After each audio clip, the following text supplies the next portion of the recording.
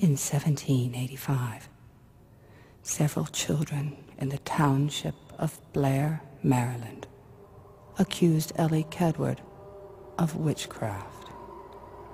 She was found guilty and banished in the middle of winter. It was assumed she died from exposure. The following year, all of her accusers and half the town's children had vanished.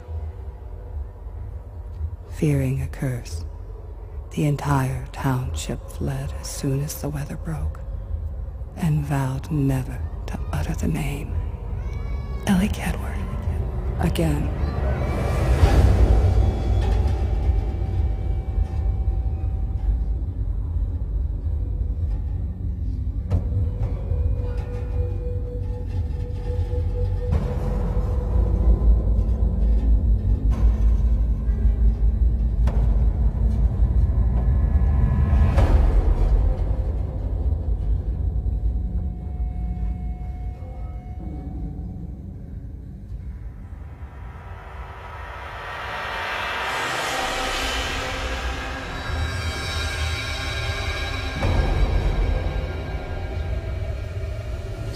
You look a little blurry there. Let me zoom out on you. Okay. Good morning. Got it? Okay, I got you. This is my home. Okay. Wow. Which I am leaving the comforts of for the weekend to explore the Blair Witch. Well, Heather was probably one of the 2 or 3 best students that I've had the pleasure of teaching. She was committed. She was energetic. She was very creative. She was someone who I think reminded me of myself really a lot at her age. She was looking to develop and find her voice. Plus she was interested in documentaries, which my own background is in documentaries. I met Heather in high school. I met her when I moved to Montgomery County, Maryland. She was one of the first people that I actually met. Just met her in passing in the hallway, and then we were in a play together, and that's how we really became acquainted. Here's this tiny little thing that first go in, and of course Mama's there and the baby's been brought up for the first time. I stick my arms out to go pick up the one. I said, careful, careful, you'll break. Oh, I said, I didn't break the others. How am I going to break this one? So I picked her up and held her, I guess, for an hour or so before I gave her back to Mama. She had submitted a proposal to me to do a short documentary on the legend of Blair Witch. It was something I had never heard of before, to tell you the truth. We're doing a documentary about the Blair Witch. Oh, have you heard of the Blair Witch? oh yeah, that's an old story. So I remember. Here was a legend that had developed in this area over a course of a couple of centuries. Whenever a particular bad sequence of events happened in this community, there seemed to be a tendency to blame it on Blair Witch, who apparently was a woman who had been cast out during the colonial era as a witch. It seemed like a great opportunity to interview people who had been passing down this legend for a couple of centuries, really. Could you just run it for a couple of feet for me so we can check that it's okay? Sure. Joshua was more glitz. He thought it would be cool to be in the film business. He was not willing, I don't think, to do the kind of work that was really necessary to develop a voice. And I think Heather and Josh were really sort of polar opposites in a lot of ways, but clearly they liked each other. I didn't know Heather very well. I think I guess I really only met her once.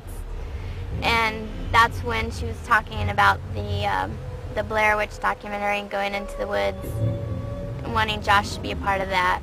They collaborated on several projects together. I mentioned to her a couple of times that I was concerned that some of the negative aspects of his really lack of commitment and energy would perhaps be negative for her. But it turns out that they did like working together. It didn't really go over too well because I remember we fought about it before he left. And I mean, I feel really badly about that now because, I mean, we argued horribly, but I just had this feeling I didn't want him to go off with her. There was just something about her that rubbed me the wrong way. It was just instinct, I guess. I didn't want him to go off for the whole weekend, though, no. So what's up? Are you happy with the way the documentary's going? Yes, I am. Yeah? Yeah. And I'm very pleasantly surprised by our little Mikey. Our little Mikey? Our little Mikey. When he was a little kid, he was a pain in the, you know, he was a pain. He was really always pushing my parents' buttons. Sort of the devil with the halo on his head. We had the golden rule of no cursing in the house, and of course he'd have to walk by and slip out the little ones. Nothing bad, but he was always sort of, you know, on the side, and you know, they'd catch it, and then he'd catch it. So he was always that kind of character. I met him a couple of times, actually. Josh used to go out with Mike to, you know, go drinking and stuff, and but I wouldn't say I knew him really well. The last night I saw him, he was excited. He was really happy with himself. He came into the house. He was all packed and ready to go for the next day. And we sat down, we had a cup of coffee together, and we talked about the whole thing. And he really didn't know too much about it. That's what they were going to find out. But it was something that he really felt that he loved doing. You know, doing the sound equipment stuff, and you know, I just told him to go out there and be happy. Make yourself something. I could help you, but I'd rather stand and record. Okay. Packs are on. Rockin'. We're ready to go. We gotta go up to the shack, the shanty. Yep. Wow.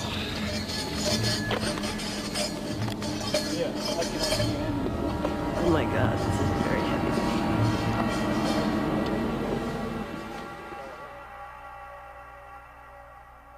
The search of the 3 missing Montgomery College students continues in Frederick County tonight as dozens of volunteers and state officials join local forces in what has now become a full-scale search of the Black Hills area.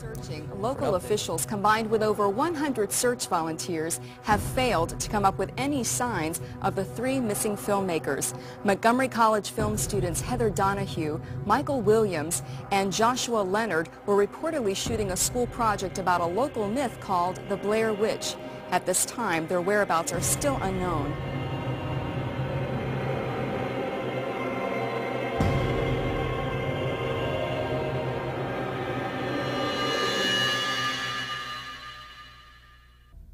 Josh feels it's necessary to look at the map now, even though I know where we're going, and we're going straight ahead up there. If you've known where we're going, we wouldn't be hiking like...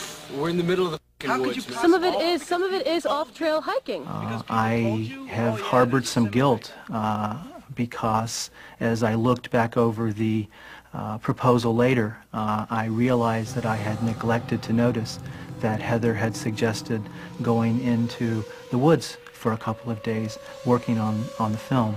We started to wonder the next day, and my parents started panicking, and for weeks after that it was just numb.